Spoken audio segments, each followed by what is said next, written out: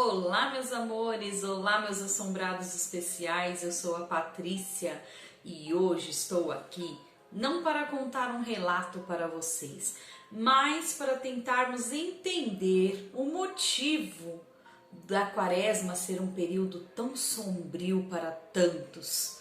O que ronda nesse nosso folclore? O que acontece nesse período da Quaresma para os cristãos acharem um período santo e uma boa parcela da sociedade encontrar histórias magníficas de terror assombradas nesse período, porque é o período mais sombrio do ano? Vamos lá tentar entender isso? Para isso eu fiz uma pesquisa na internet para vocês. Espero que vocês gostem de alguns relatos que ocorreram aí pelo mundo afora, no Brasil, no nosso país, de tentar explicar por que é um período sombrio. Bom, antes de iniciar, já vai lá, clica no joinha, por favor, inscreva-se no canal e ative o sininho para receber a minha notificação diária, tá bom? Todo dia eu posto um novo vídeo. Bom, se as sextas-feiras espalha por aí, né, no nosso imaginário já muito terror, né? Quem nunca ouviu falar hoje é sexta-feira 13? Imagina então a Quaresma. A Quaresma tem inúmeras histórias, lendas de horror que ronda este período, né? E por que um período tão santo é regado com tantas histórias sombrias? O que acontece? Qual é a explicação? Bom, primeiramente, o que é a Quaresma? Quaresma são aqueles 40 dias que antecedem a Páscoa. 40 dias que existem algumas outras informações na internet, mas a que eu trouxe para vocês é a mais cobiçada pelo povo, né? É a mais dita por todos, que são os 40 dias em que Jesus jejuou no deserto. E neste deserto ele foi tentado pelo coisa ruim. Lá de baixo vocês já devem saber quem eu estou falando, é que eu não gosto de pronunciar o nome dele. Não gosto de jeito nenhum. Então, talvez essa tentação que Jesus sofreu durante alguns episódios desses 40 dias no deserto seja o ponto de partida para marcar esse período sombrio que ronda a Quaresma, que existem tantas histórias, inclusive o nosso folclore brasileiro, muitas lendas aconteceram na Quaresma ou se fortificaram nesse período. Bom, folclore é tudo que caracteriza os modos de sentir, pensar ou agir comum entre pessoas que vão passando de geração a geração. Como assim? É tido como um folclore, por exemplo, a lenda vamos pensar uma lenda bem popular. A lenda da mula sem cabeça. Essa é muito popular, acho que todos vocês conhecem. Eu vou até falar um pouquinho dela no final, então é até propício falar.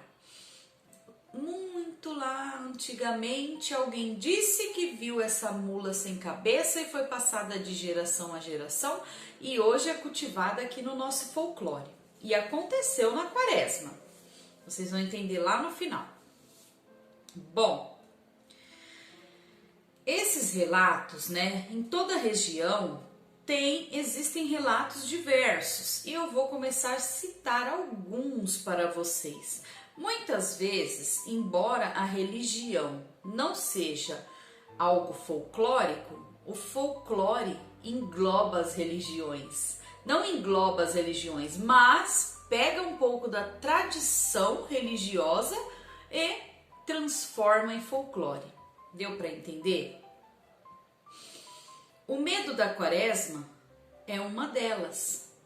Quem tem medo da Quaresma, né, encontra seu ápice na Sexta-feira Santa, que é o dia da crucificação. Fica muito mais forte, muito mais evidente, né? Geralmente a pessoa fala, eu não faço jejum a Quaresma, não ficar 40 dias sem comer.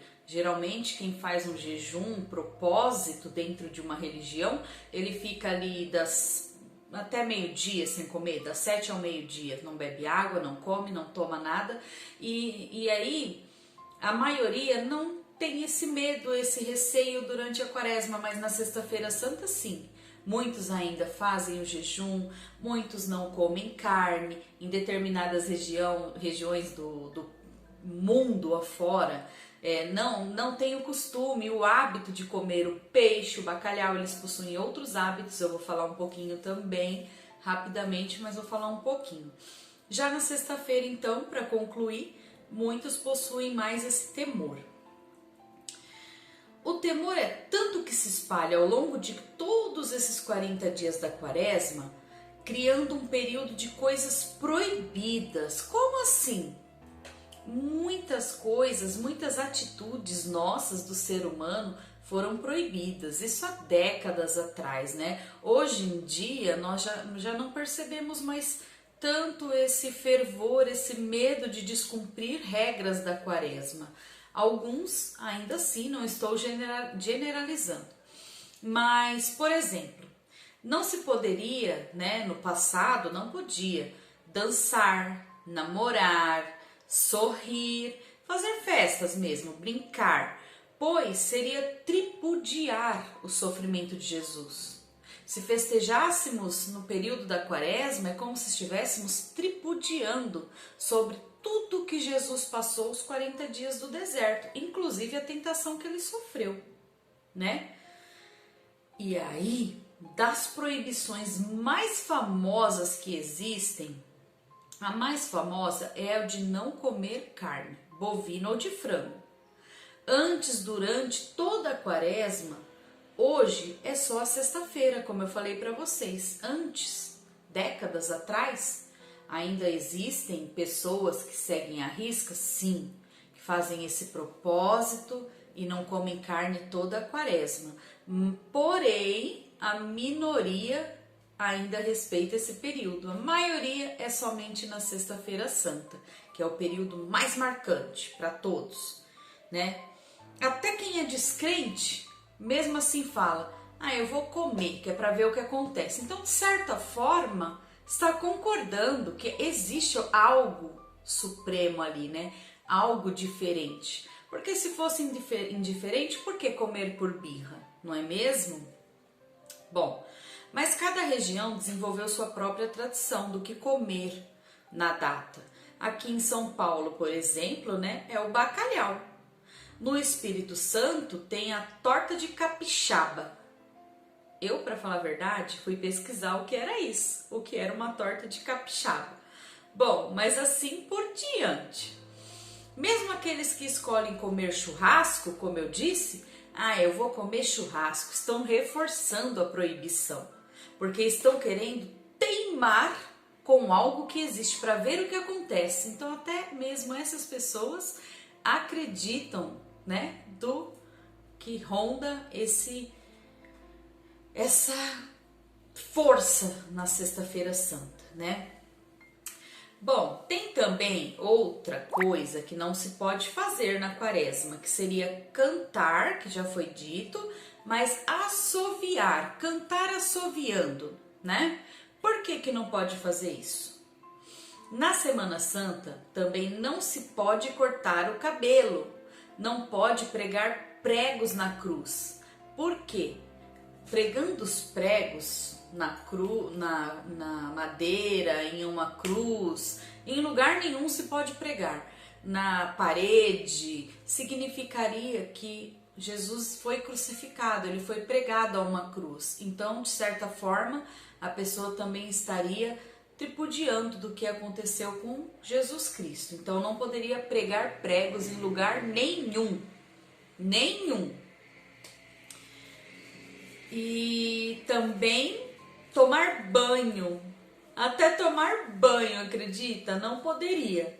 É porque a visão do próprio corpo nu poderia fazer você pecar em pensamentos. Mas aí, imagina só, isso aí, ó, muito tempo, ninguém mais respeita essa tradição, né? Eu não conheço ninguém que não toma banho durante os 40 dias da quaresma para não cometer um pecado, né? De olhar para o seu próprio corpo e ter pensamentos maliciosos. Bom, os nossos vizinhos da América Latina também substituem a carne pelo bacalhau na Sexta-feira Santa, já que a carne de rebanho não podia, né? Então eles substituíram pelo bacalhau também.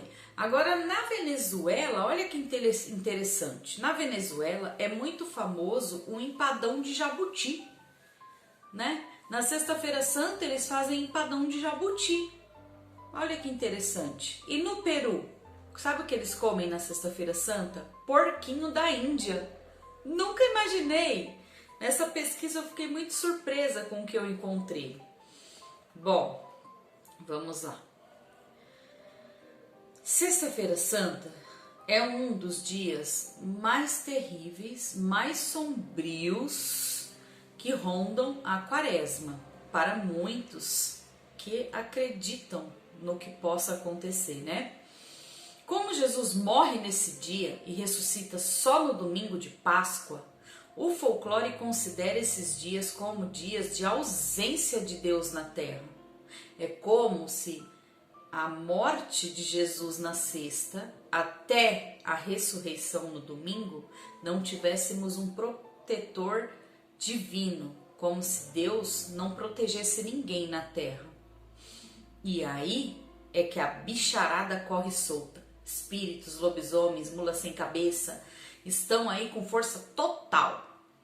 Vale lembrar que o lobisomem no Brasil não se transforma na lua cheia, e sim aos dias de quintas ou sextas-feiras. Na quaresma, todavia, ele se transforma todos os dias. Isso é mais relatado lá no Nordeste. Muitos dos meus conterrâneos nordestinos dizem já ter visto um lobisomem. Só que normalmente os lobisomens, eles atacam bebês ou pequenos animais. Sendo que bebês não andam por aí sozinhos, isso não corre muito risco, né? Do lobisomem atacar um bebê. Então, geralmente, as quinta e sexta-feiras comuns de qualquer dia fora da quaresma, ele ataca somente os animais e pequenos animais. Só que dentro da quaresma, que ele pode se transformar todos os dias, ele ataca qualquer pessoa. Ele fica com uma força muito maior. E aí sim ele consegue atacar a todos. Olha o medo.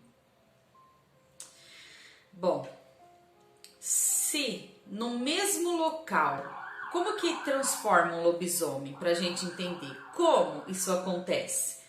Se no mesmo local onde se espojam os animais, espojam é um local onde os animais, eles rolam no chão, eles tomam banho na lama, vamos dizer assim.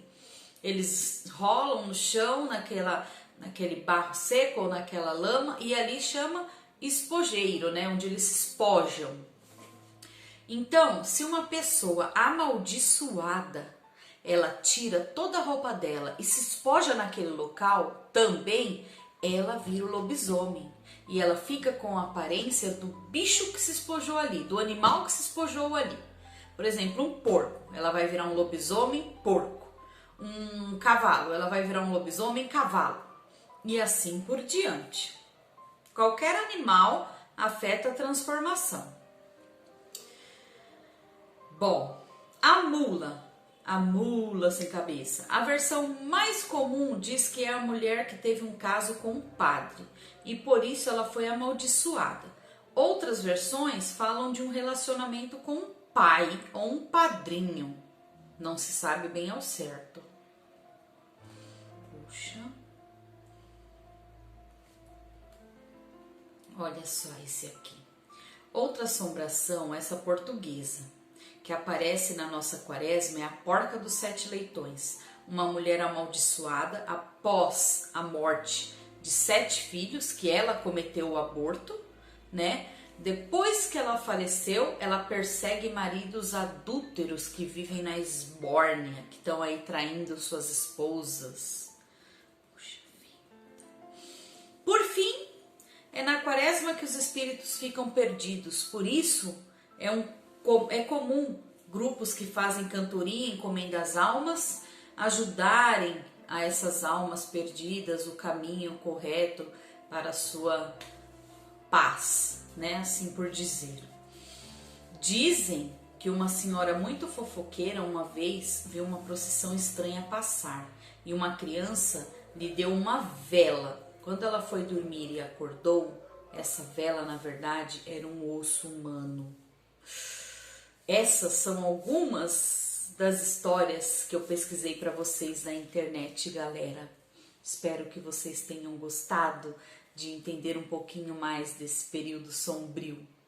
Não se esqueça, se inscreva no canal, deixe o seu like, ative o sininho e até amanhã, um próximo relato para vocês. Beijos!